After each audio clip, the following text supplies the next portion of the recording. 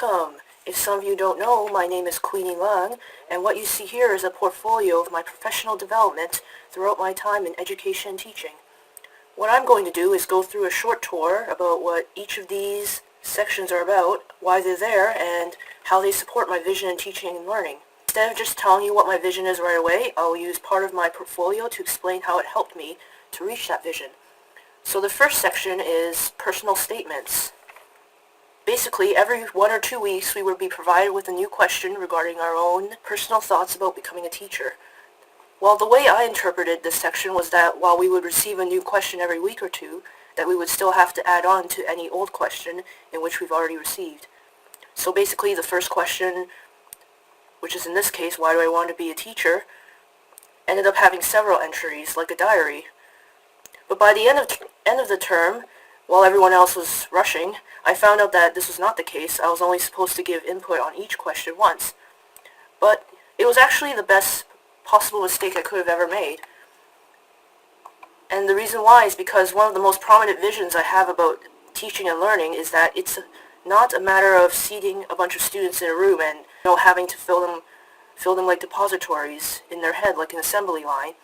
I think teaching and learning is a continuum of constructing knowledge and skills based on prior experiences. It's about developing a growth mindset by being able to see how you've changed throughout conductive struggles. So this mistake turned my personal statements into a documentation of my learning through those struggles. Not all of the entries are necessarily amicable, seeing as we were encouraged to be openly honest, but because of that, you can see what I'm thinking, and being able to access that continuum in our students is vital to our roles as teachers. So for instance, under October 14th of Why Do I Want to Teach, you just click on the link there and it'll go down. I had reached an epiphany, or an aha moment as teachers like to call it. So ever since I was 10 years old, one of my hobbies was networking with people around the world on story sharing websites. I absolutely love coming across different writing styles and helping the authors improve through descriptive feedback. I then came to relate that my ability to give meaningful feedback and assessments to students as a teacher built off of this prior ongoing experience. So here I posted a picture of one of the reviews that I gave to my friend who writes stories.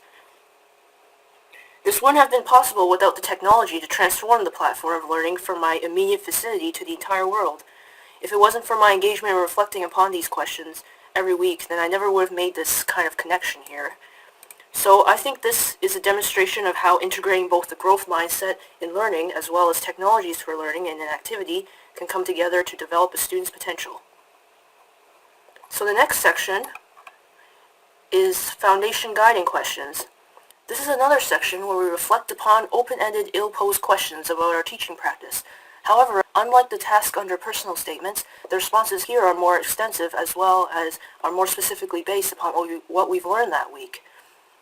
So while personal statements take a holistic approach to my overall feelings in the education program, guiding questions is what I more specifically document about my learning.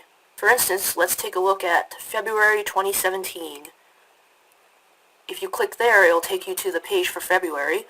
And if you go to the 13th, for instance, it'll take you to the entry for the 13th. Well, the focus of our Foundations course then was on analyzing the characteristics of an effective, clear, and supportive assessment rubric in preparation of creating one.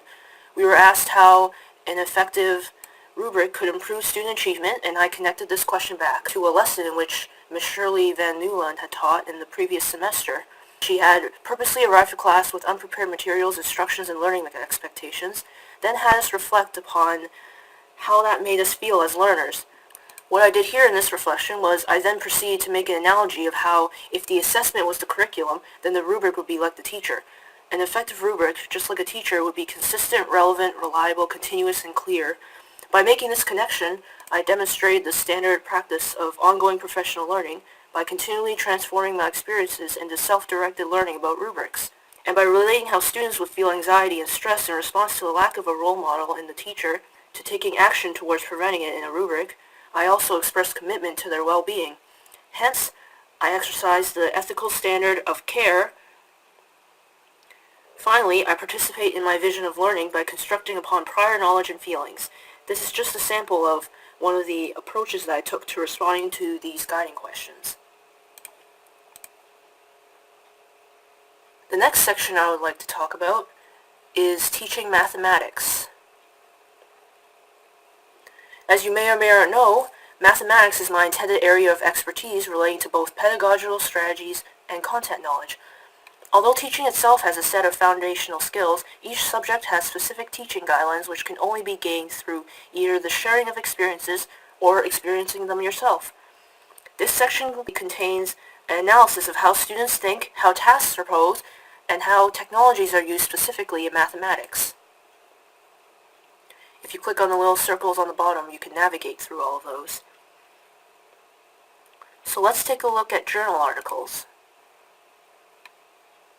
I think the main overarching problem with how math is taught is that many students, unlike with English or history or chemistry, when they refer to math, they gouge their experience based on if they can do math rather than how much they've actually learned about math. The ambiguities which arise from learning about math rather than simply doing math and their effect on teaching/learning are explored through this math portfolio. For instance, in this journal article, What Are You Assuming?, it depicts a math teacher who begins to push mathematics away from being a memorization of procedures to being more of a challenge of sense-making. He asks their students, "What are you assuming?" They then analyze how the ambiguities buried deep within a problem drastically affect the solution. They engage in critically challenging how math problem is quote-unquote done. So this article demonstrates how students can develop the real-life skills needed to learn by giving them the power to question what was previously perceived to be a one-answer and concrete subject such as mathematics. As a result of empowering the individual as a changing continuum, as I mentioned, rather than depositories for the dictator to fill with knowledge, we serve to improve society as a democratic whole.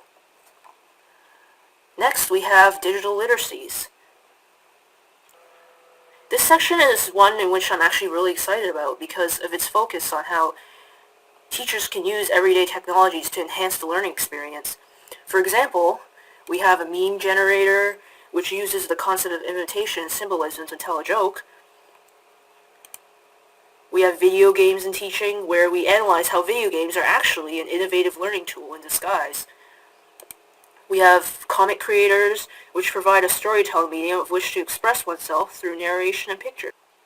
And I think this is really important to know about these options and that they're out there because a lot of people have the misconception that using technology is simply a matter of substitution, such as, oh, instead of writing this paper, we'll type it. Instead, what using technology in teaching is that it consists of transforming the task. It's about looking at your learning goals and considering what support to reach that goal was previously inconceivable without the technology, then implementing it as a core component of the students' learning.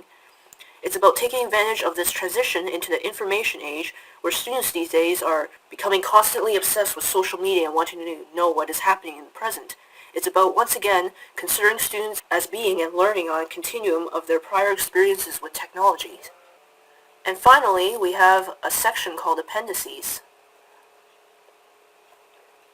So my appendices are actually categorized by the standards of practice and ethical standards of teaching. What's interesting is that this section focuses on how I've developed and improved upon upholding these standards in my teaching while getting involved in the community or in events which may seem unrelated at first. Under Leadership and Learning Communities, go to the link. I talk about how I played a vital role in a school award ceremony as well as the Environment Club during my time in secondary school.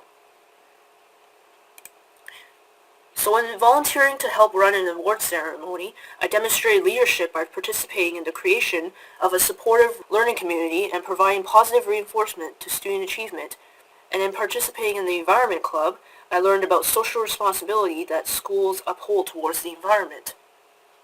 These sections draw upon the idea that the student is always developing, even outside or when they're in your classroom, in order to present problems which are meaningful to that continuum of learning in which they've formed. We must consider these developments as well. In other words, we must once again adopt that growth mindset before we can help students engage in conductive struggle. So in conclusion, this is my learning portfolio, and I hope you enjoyed learning a bit about my experiences as an educator. Thank you for your time, and please feel free to continue exploring what I have to offer.